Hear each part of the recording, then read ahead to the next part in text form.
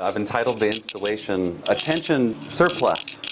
Before I came, I was trying to think about how these designs might look on the street, so this is what I was looking at from a previous year's photograph. And the reason I chose exclamation points was I found that was one piece of text that was universal, that was the same in Danish as it is in English. Much of my work includes images and a lot of text.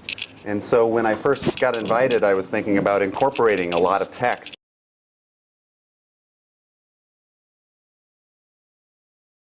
But I didn't want to present a lot of English. I thought that would be very rude.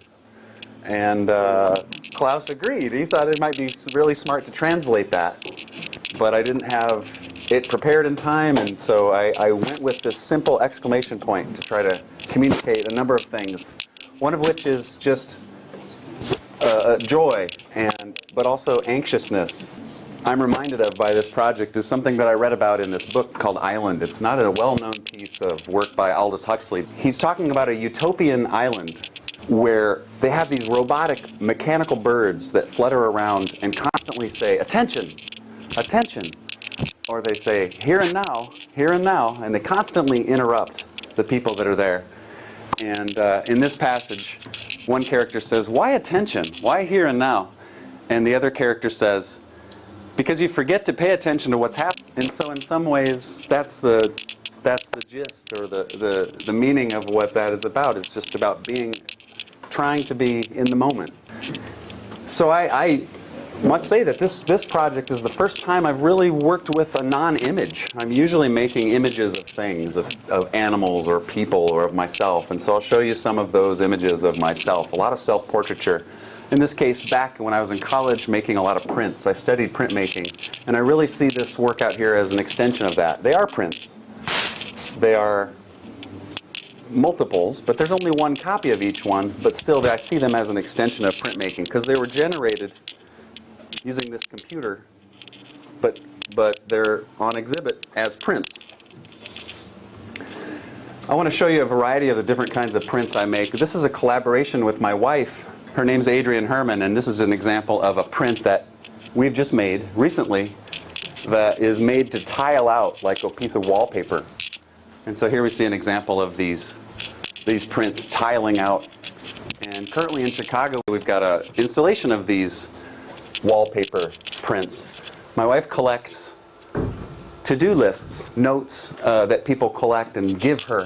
But normally I make images of things. And here's an example of an image, a mural I made of myself as a gorilla here making images. But more often I'm looking at something and not imagining something.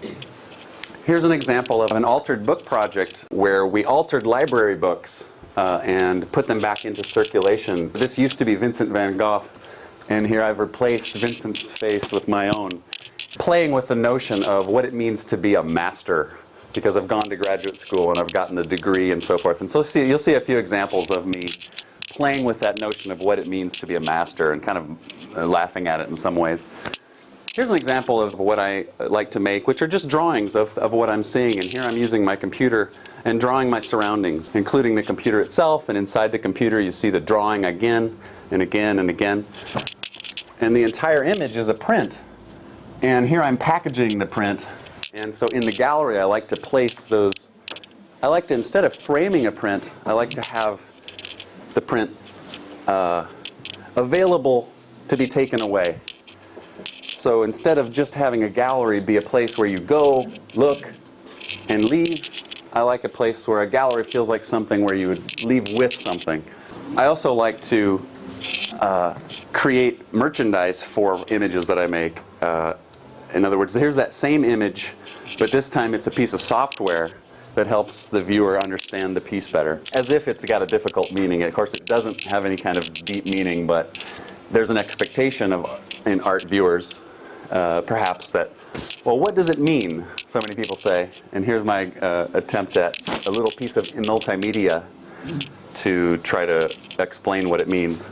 Another example of that same kind of self-portrait from a first-person point of view, looking again at my computer and my cat and my backyard, etc.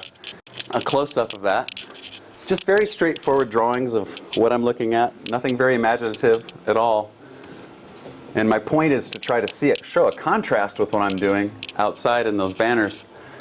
You'll see a lot of times that I tend to want to put all kinds of text information into these images to help the viewer have more information. And like in a museum, you have the artwork and then the title card. I like to include the title card right in the work, and also the price, which is I suppose not so common. Another element I like to include in a lot of works is this certification that it's a masterwork. This is my little version of my master's degree, which of course doesn't mean it's a good work of art, but I'm playing with that notion. I was invited to the University of Arizona to make a print, and so I made a big version of my master's degree here. And like a sporting event, here you see me winning the sporting event, kind of mocking the idea of this hierarchy that exists in the art world. This happens to be yet another self-portrait. This time it's of my navel. And I apologize. It's impolite to share your navel in public like this. I have been fascinated by the various things I find in my navel. So here we see a lint disc.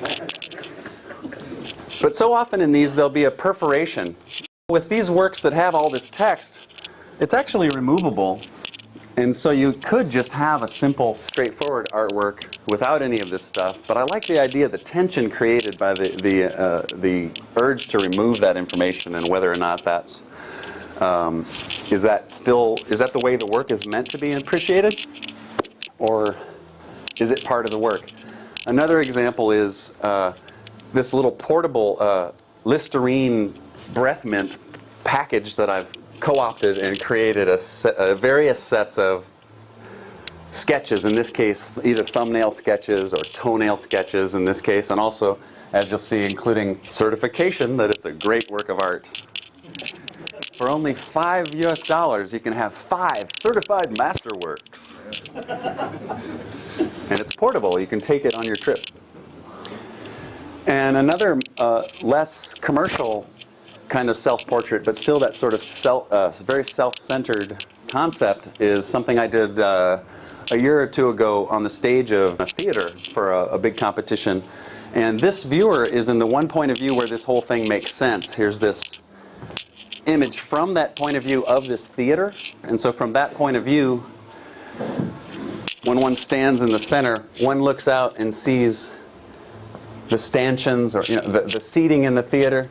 And then looking down, you see the edge of the painting. And looking down, of course, you see the painting of those.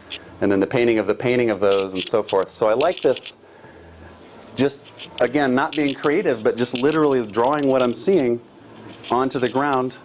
And then, of course, what I've drawn is seen, which I draw again and draw again. And I like the way it creates a kind of a crystalline, symmetrical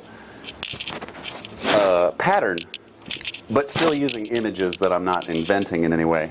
So I'm real interested in this peripheral vision, this wide angle, and how things curve around us. Whereas when you learn perspective, you learn about straight lines, but nothing's straight lines in the world. So here it is from above, and you see, it's kind of dark, but you see those stanchions on the edge of the stage. The viewers were invited to stand in the center and look out and turn it all around and see, in this case, other artworks that were over here. Very self-centered. I call it self-centered portrait of Grand Rapids, Michigan, which is where it was. Just a detail of that.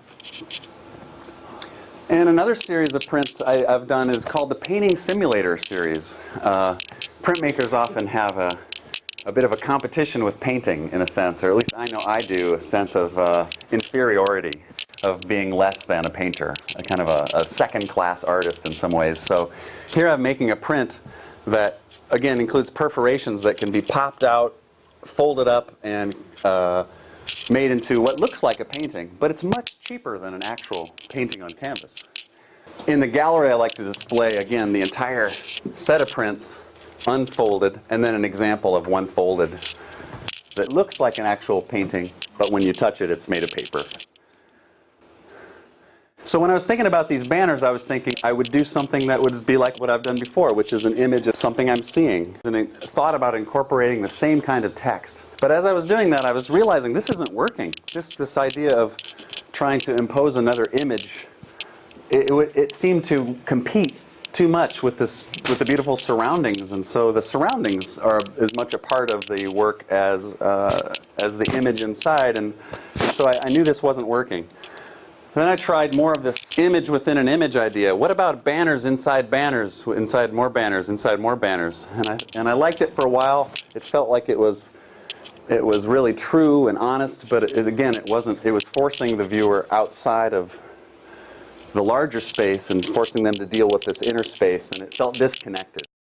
So I had this idea. I kept struggling with the vertical format as well, and also the expectation that I believe the curators had that I would include this text. And so again, it dawned on me, I can't write in Danish. I don't want to provide English.